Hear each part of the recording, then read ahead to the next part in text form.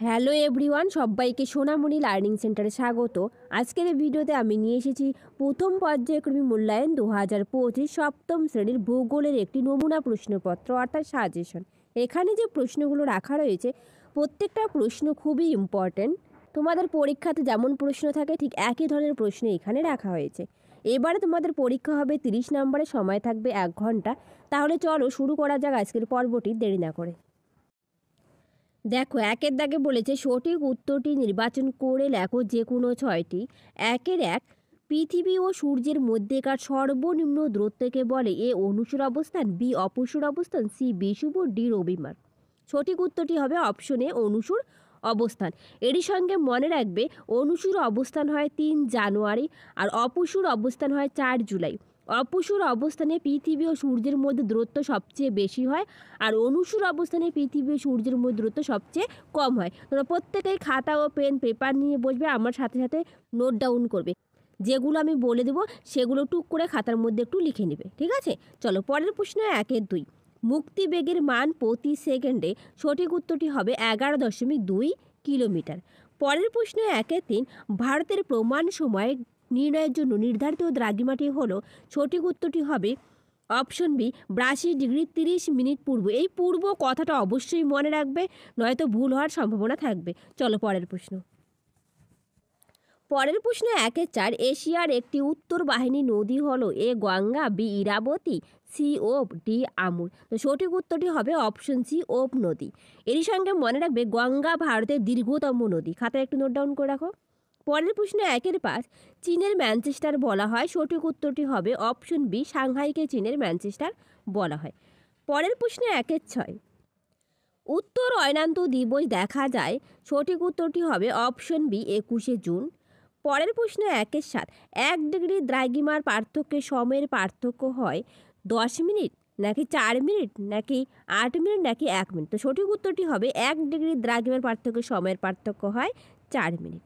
চলো পরের প্রশ্ন। পরের প্রশ্ন 1-8। বায়ুর স্বাভাবিক গড় চাপ, সঠিক উত্তরটি হবে 1013.25 মিলিবার বায়ুর স্বাভাবিক গড় চাপ। ভেরি ভেরি ইম্পর্টেন্ট এই প্রশ্নটা, পরীক্ষা আসার সম্ভাবনা রয়েছে। পরের প্রশ্ন 1-9। জাপানের সবচেয়ে বড় দ্বীপটি হলো, সঠিক উত্তরটি হবে অপশন বি হনচু দ্বীপ। পরের প্রশ্ন 1-10। অক্ষরেখার পরিধি মেরুর দিকে ক্রমশ কমতে থাকে, সঠিক উত্তরটি হবে অপশন বি সঠিক উত্তরটি হবে অপশন এ কমতে থাকে। অক্ষরেখার পরিধি মেরুর দিকে ক্রমশ কমতে থাকে। চলো পরের প্রশ্ন। এরপর দেখো 2-এ শূন্যস্থান পূরণ করো। 2-1। বায়ুর চাপ মাপক যন্ত্রের নাম হলো ড্যাশ, উত্তর হবে ব্যারোমিটার। পরের প্রশ্ন 2-2 ড্যাশ নদীকে পিত নদী বলা হয়, উত্তর হবে হুয়াংহো নদীকে পিত নদী বলা হয়। পরের প্রশ্ন 2-3। বিশ্বের বৃহত্তম খনিজ তেল উত্তর কেন্দ্রের নাম ড্যাশ, উত্তর হবে ঘাওয়ার। পরের প্রশ্ন 2-4। গিনেস সময়ের সঙ্গে ভারতের প্রমাণ সময়ের পার্থক্য ড্যাশ, উত্তর হবে 5 ঘন্টা 30 মিনিট। গিনেসের সময়ের সঙ্গে ভারতের প্রমাণ সময়ের পার্থক্য হচ্ছে 5 ঘন্টা 30 মিনিট। চলো পরের প্রশ্ন। এরপর দেখো পরের প্রশ্ন 2-এর বি। নিচের প্রশ্নগুলির একটি বাক্যে উত্তর দাও। 1 নম্বরে বলছে জিপিএস এর পুরো নাম কি, উত্তর global positioning system. Very very important এই প্রশ্নটা। পরের প্রশ্ন 2-এর দাগ। এভারেস্টে বায়ুর চাপ কত, উত্তর হবে 300 মিলিবার এভারেস্টে বায়ুর চাপ। পরের প্রশ্ন 3-এর দাগ। পৃথিবীর আবর্তন বেগ শূন্য হয় কোথায়, উত্তর হবে সুমেরু ও কুমেরু বিন্দুতে পৃথিবীর আবর্তন বেগ শূন্য হয় আর নিরক্ষরেখায় পৃথিবীর আবর্তন বেগ সবচেয়ে বেশি হয়। এটা আবার পরীক্ষায় আসতে পারে। পরের প্রশ্ন 4-এর দাগ। বিশ্বের বৃহত্তম সামুদ্রিক তৈলখনিটির নাম কি, উত্তর হবে সাফানিয়া। একটু আগে আমরা পড়লাম বিশ্বের বৃহত্তম তৈলখনিটির নাম, সেটা হলো ঘাওয়ার, কিন্তু এখানে বলছে সামুদ্রিক তৈলখনিটি হবে সাফানিয়া। চলো পরের প্রশ্ন। এরপর দেখো পরের প্রশ্ন 2-সি। সত্য বা মিথ্যা লেখো। 1 22 জুলাই সূর্য থেকে পৃথিবীর দূরত্ব সবচেয়ে বেশি হয় 15,20,00,000 কিমি। এটি মিথ্যা, তার কারণ 4 জুলাই সূর্য থেকে পৃথিবীর দূরত্ব সবচেয়ে বেশি হয় 15,20,00,000 কিলোমিটার, আর সেই দিনটিকে বলা হয় অপসুর অবস্থান। আর সূর্য থেকে পৃথিবীর দূরত্ব যেদিন কম হয় সেটাকে বলা হয় অনুসুর অবস্থান, আর সেটা হয় 3 জানুয়ারি। আমি একটু আগেও বলেছিলাম, এখন আবার বললাম। পরের প্রশ্ন 2-এর দাগ। এশিয়ার দীর্ঘতম নদী ইয়াংসি, এটি সত্য। পরের প্রশ্ন 3-এর দাগ। পন্টিক ও টরাস পর্বতশ্রেণীর মধ্যে তিব্বত মালভূমি অবস্থিত, এটি মিথ্যা। পরের প্রশ্ন 4-এর দাগ। 21শে জুন তারিখটিকে কর্কট সংক্রান্তি বলা হয়, এটি সত্য। চলো পরের প্রশ্ন। এরপর দেখো পরের প্রশ্ন 3 দাগ, নিচের প্রশ্নগুলি সংক্ষিপ্ত উত্তর দাও, যে কোনো দুটি 2 নম্বর করে থাকবে। 1 নম্বরে বলছে মুক্তি বেগ কাকে বলে? ভেরি ভেরি ইম্পর্টেন্ট এই প্রশ্নটা। উত্তর, যে বেগে কোনো বস্তু পৃথিবীর মাধ্যাকর্ষণ শক্তিকে কাটিয়ে মহাশূন্যে চলে যেতে পারে তাকে মুক্তিবেগ বলে। মুক্তিবেগের হিসাবে কোনো বস্তু প্রতি সেকেন্ডে 11.2 কিমি গতিবেগে উপরের দিকে ছুটতে হবে। এই বেগে কোনো বস্তু আর নিচের দিকে পড়বে না, যেমন কৃত্রিম রকেট, মহাকাশযান, কৃত্রিম উপগ্রহ। চলো পরের প্রশ্ন। এরপর দেখো 2 দাগ, নিশীথ সূর্যের দেশ বা মধ্যরাত্রি সূর্যের দেশ কাকে বলে? এই প্রশ্নটাও ভেরি ভেরি ইম্পর্টেন্ট। উত্তর, পৃথিবীর পরিক্রমণের ফলে 21শে মার্চ থেকে 23শে সেপ্টেম্বর উত্তরায়ণের প্রায় 6 মাস সুমেরু অঞ্চলে একটানা দিন হয়। এই সময়ে নরওয়ের উত্তর সীমার হ্যামারফেস্ট বন্দরে মধ্যরাত্রিতেও আবছা সূর্যালোক দেখা যায়। একে নিশীথ সূর্য বলে এবং এই অঞ্চলকে নিশীথ সূর্যের দেশ বলে। পরের প্রশ্ন 3 দাগ, অক্ষরেখার 4টি বৈশিষ্ট্য লেখো। এই প্রশ্নটাও খুব ইম্পর্টেন্ট। এরই সাথে বলে রাখি, তোমরা যারা নতুন প্লিজ চ্যানেল সাবস্ক্রাইব করে পাশে থাকবে। আর যদি ভিডিওটা ভালো লেগে থাকে তাহলে একটা লাইক, শেয়ার অ্যান্ড কমেন্ট করবে।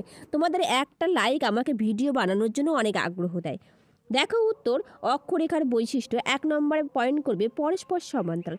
অক্ষরেখাগুলি পরস্পরের সঙ্গে এবং নিরক্ষরেখার সঙ্গে সমান্তরালভাবে বিন্যস্ত থাকে। পরের পয়েন্ট করে প্রত্যেকটি দৈর্ঘ্য আলাদা। অক্ষরেখাগুলির পরিধি বা দৈর্ঘ্য সমান নয়। তারপরের পয়েন্ট করবে 3, অক্ষরেখার মান। অক্ষরেখার মান 0 থেকে 90 ডিগ্রি পর্যন্ত হয়।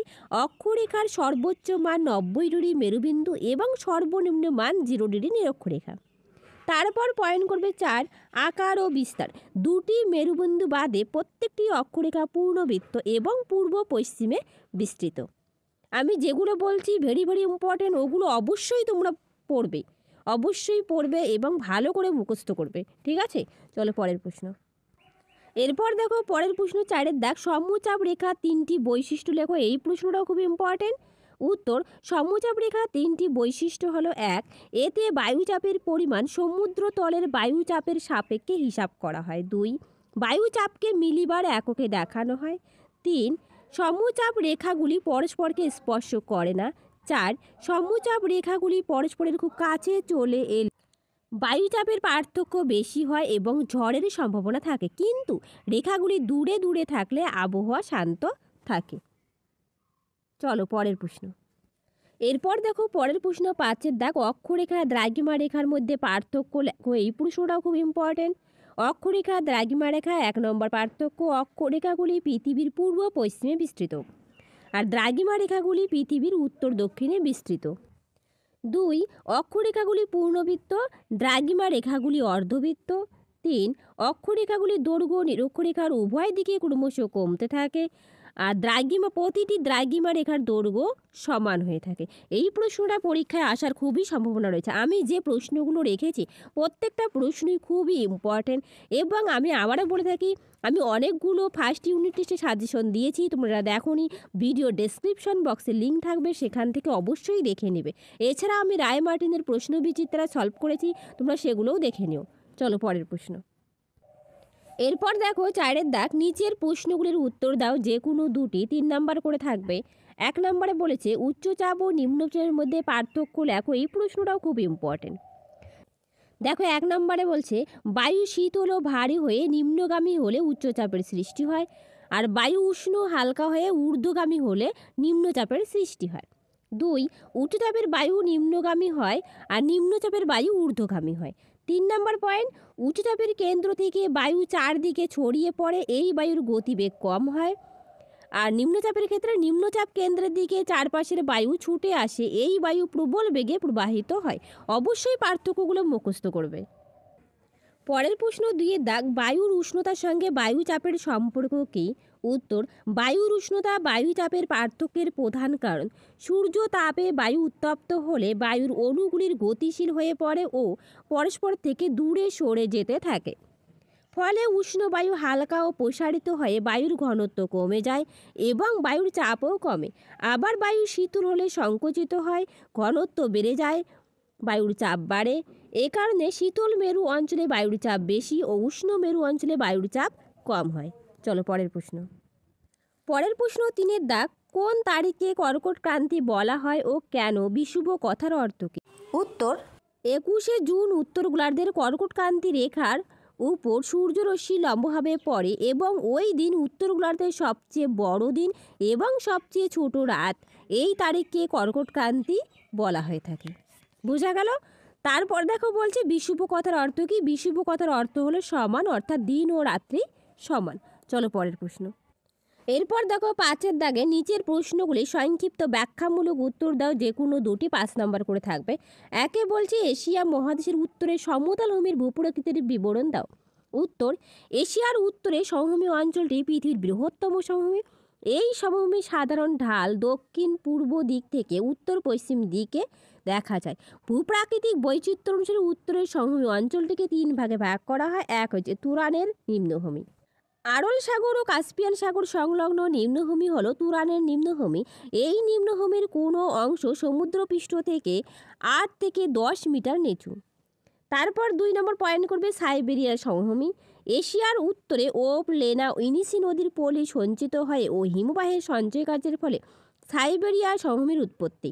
এটি পূর্বে ইনিসি নদী ও পশ্চিমে ইউরাল পর্বতের মাঝে অবস্থিত। সমভূমির গড় উচ্চতা প্রায় 20 মিটার। চলো পরের পয়েন্ট। Siberian shield. ইনিসি নদী থেকে পূর্বে বেরিং প্রণালী পর্যন্ত বিস্তৃত প্রাচীন ক্ষয়প্রাপ্ত মালভূমির সামান্য তরঙ্গায়িত ভূমিকে সাইবেরিয়ান শিল্ড বলে। চলো পরের প্রশ্ন। 2-এর দাগ, এশিয়ার ভূমধ্যসাগরীয় জলবায়ু অঞ্চলের বৈশিষ্ট্য লেখো। এরই সঙ্গে আবারও বলে রাখি, যদি তোমাদের ভিডিওটা ভালো লেগে থাকে একটা লাইক, শেয়ার অ্যান্ড কমেন্ট করবে। আর যারা নতুন প্লিজ চ্যানেল সাবস্ক্রাইব করে পাশে থাকবে। দেখো উত্তর, উভয় গোলার্ধে 30 থেকে 45 ডিগ্রি অক্ষরেখার মধ্যে অবস্থিত এশিয়ার দেশসমূহের ভূমধ্যসাগরীয় জলবায়ু দেখা যায়। এই জলবায়ু অঞ্চলের প্রধান বৈশিষ্ট্যগুলি হলো: 1, এখানে গ্রীষ্মকালের উষ্ণতা 21 থেকে 27 ডিগ্রি সেন্টিগ্রেড থাকে। 2, শীতকালীন উষ্ণতার পরিমাণ 6 থেকে 16 ডিগ্রি সেলসিয়াস। 3, বার্ষিক গড় বৃষ্টিপাতের পরিমাণ 50 থেকে 75 সেমি। 4, পশ্চিমা বায়ুর প্রভাবে শীতকালে অধিকাংশ বৃষ্টিপাত হয়ে থাকে। পরীক্ষায় আসতে পারে কোন জলবায়ু অঞ্চলে শীতকালে বৃষ্টিপাত হয়, সেটা হবে ভূমধ্যসাগরীয় জলবায়ু অঞ্চলে শীতকালে বৃষ্টিপাত হয়। আর ভূমধ্যসাগরীয় জলবায়ু অঞ্চলে প্রচুর পরিমাণে ফল চাষ হয়, আঙুর ফল, তারপর হচ্ছে জলপাই ফল, এইসব প্রচুর পরিমাণে চাষ হয়। ঠিক আছে, চলো পরের প্রশ্ন।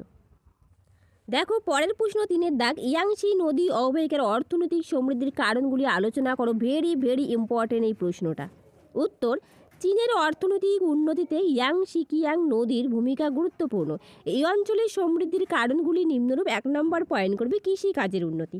সমতল ভূমিভাগ, উর্বর পলিমাটি, পরিমিত উত্তাপ ও বৃষ্টি, উন্নত জলসেচ ব্যবস্থায় ধান, গম, আখ, চা, তুলা, পাট প্রভৃতি জন্মায়। হুনানকে চীনের ধান্য পাত্র বলা হয়। ঠিক আছে, এটাও শর্ট কোশ্চেন আসতে পারে। পরের পয়েন্ট, শিল্পের উন্নতি।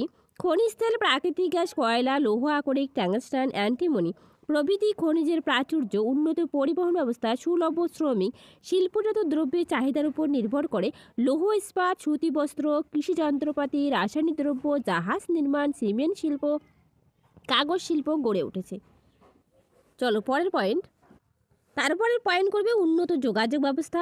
সড়ক পথ, রেলপথ, জলপথ ও আকাশপথে যোগাযোগ ব্যবস্থা খুবই উন্নত হয়।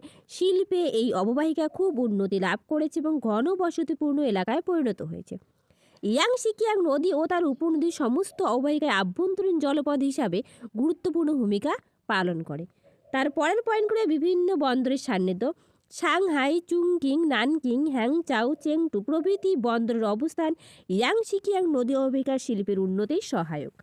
চলো পরের পয়েন্ট করবে উন্নত পরিকাঠামো।